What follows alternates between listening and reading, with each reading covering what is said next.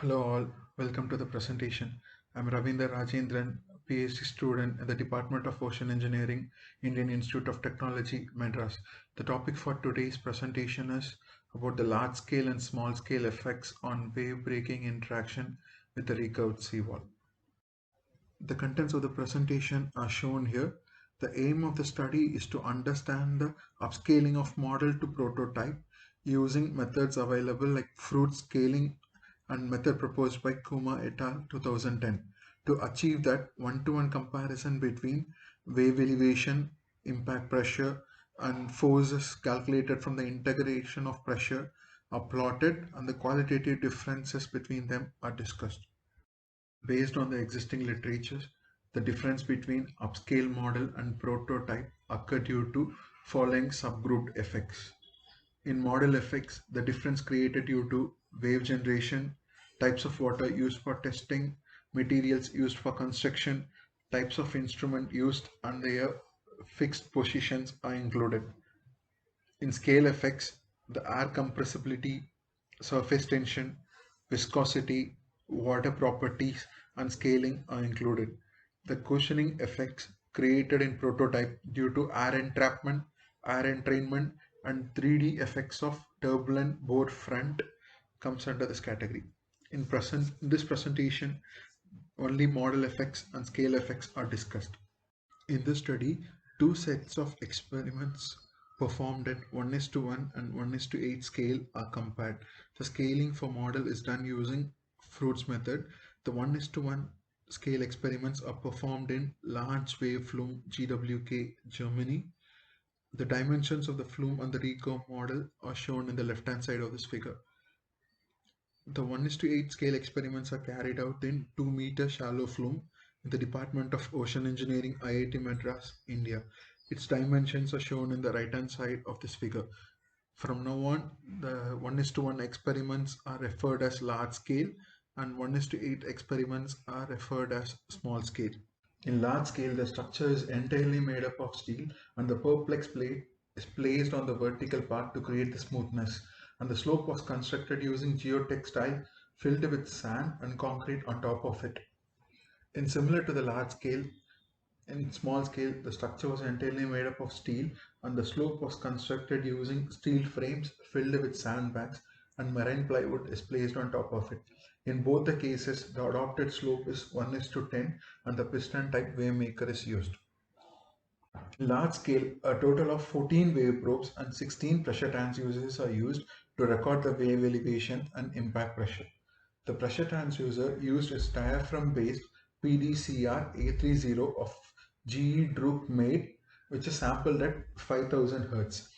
Among 16 pressure transducers, 8 are placed at the vertical part and remaining 8 are placed in the recurve. Wave elevation is measured using one wire type wave gauges which are based on the voltage drop measurement. In small scale, 7 pressure transducers are used. Among the 7, 4 pressure transducers of Keller-Druck 26W made is placed on the vertical part and the remaining 3 non-underwater Kistler RTC28 made is placed on the recurve. All the 7 pressure transducers are sampled at 9600 Hz. The wave probes of 6 numbers are used to measure the wave elevation. The tests were conducted for monochromatic waves with constant water depth for the following combinations as shown in the table. The incident wave height is limited between 0.5 meters to 0.8 meters because less than that didn't create sufficient impact and greater than 0.8 meter created higher loads on the structure. Similarly, wave period less than 4 seconds created standing wave formation and wave period greater than 8 seconds caused high loads. In small scale, the cases corresponding to large scales are only discussed in this presentation. In small scale, the wave steepness is maintained as close as possible to the large scale. In this slide, the animation of wave breaking on structure for large scale and small scale are shown.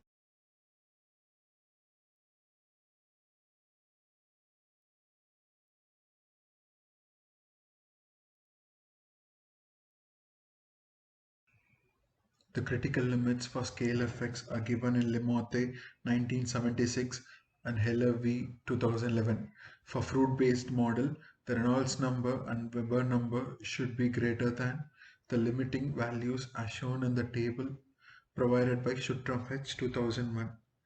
Based on Fubauter 1986, wave propagation depends on fruit and the wave breaking depends on Weber, Reynolds and Cauchy model. For wave breaking and wave propagation, practical limits are suggested by Lemotte are water depth should be greater than 2 centimeters and wave period should be greater than 0.35 seconds. And according to Hughes 1993, the wavelength should be greater than 0.17 meter to free from the effects as mentioned before. So as these conditions are satisfied in the small scale, the experiment is free from the scale effects due to the governing models like Froude, Weber, Reynolds, and Cauchy. As study is focused on free surface flow of gravity waves and gravity acceleration being a dominant physical parameter, Froude law of similitude is used to upscale the model. Based on the Froude scaling factors given in the table, the wave elevation, pressure and forces are compared between upscale model and large scale to distinguish the differences in trend and magnitude. The figure shows the comparison of wave elevation and amplitude spectrum between the upscale model in blue line and large scale in red line for the H076 test case. In agreeing with the theory, Froude scaling provided good agreement between the upscale model and large-scale experiment. The ratio of energy at the toe and the incident location ET divided by EI is 1.32 for the current test case. Similarly, the ratio for all cases are shown in the table.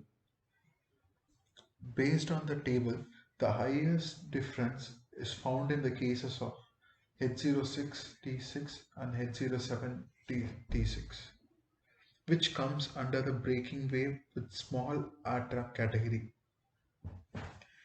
And the difference may also be contributed due to the model effects such as slope recreation, maintaining water depth, and types of wave generated. In large scale, trochoidal wave theory is used, and in small scale, Stokes' second order theory is used. In spite of that, the energy dissipation between the upscale model and large scale is in the range of 3 to 32%. This proves the credibility of model experiment to recreate the prototype conditions. The figure shows a one-to-one comparison of impact pressure from the upscale model blue line and the large scale red line for the H07T6 test case. The pressure transducer from small scale are matched with the closest pressure transducer in the large scale. From the figure, among seven matched pressure locations, 1 to 3 have over predicted pressure magnitude in small scale compared to the large scale.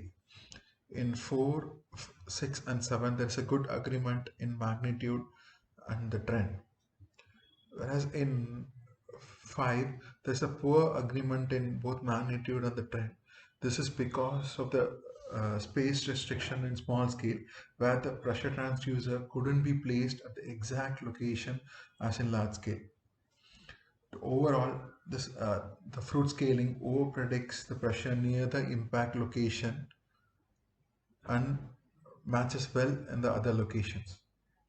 Similarly, the force calculated from the integration of pressure transducers, 16 numbers in the case of large scale and 7 numbers in the small scale, are plotted in the figure.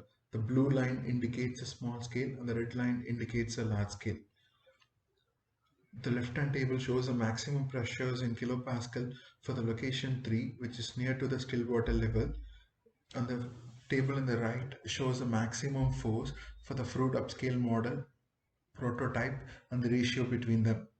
From the table, it can be clearly seen that the Froude scaling method overestimates the pressure and force in all cases. The difference range is lesser in the case of non-braking and slightly braking case. The slide shows a methodology proposed by Kuma et al. 2010 for upscaling pressure from model to prototype. It consists of 3 steps. Step 1 is to calculate the geometrical parameters like U0, KW, D and Banach number BGN. Step 2 is to obtain the Pmax minus P0 divided by P0 using the analytical solution as shown in the graph. The step 3 is to calculate the scaling factor based on the equation. So for H076 case, the scaling factor is found as 3.22. The figure shows a comparison of impact pressure using Kuma et al. 2010 scaling method. From the figure, it can be observed that pressure time history at location 1 to 3 shows a better agreement in magnitude, but at location 4, 6 and 7, the pressure is underpredicted. So the Kuma et al. Method works better only near the impact zone. The figure shows the force comparison using the Kuma et al. Scaling method. The table shows a comparison of maximum pressure at location 3 and the maximum force and the corresponding ratios. The difference in pressure is lesser compared to the force. This is because the number of pressure transducers used for the integration are different in the case of large and small scale. Secondly, the maximum difference in pressure is seen in H05T8, which is a non-breaking case, whereas in maximum difference in force is found in the breaking cases with small air trap category like H06T6, H06T8 and H07T6. The figure shows a comparison of maximum pressure at location 3 and the maximum force between the fruit scaling and the Kuma et al.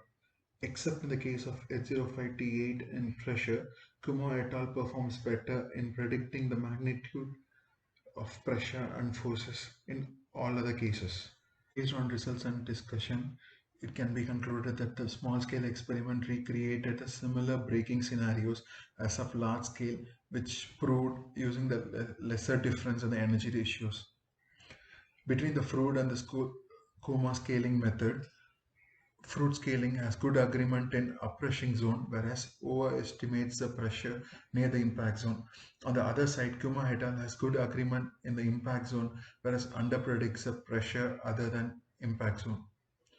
Overall, the Kuma et al. 2010 works better for scaling up impact pressure and forces compared to the fruit scaling method. Authors would like to thank these funding agencies for their immense support. These are the references which are used in this presentation. Thank you for your attention.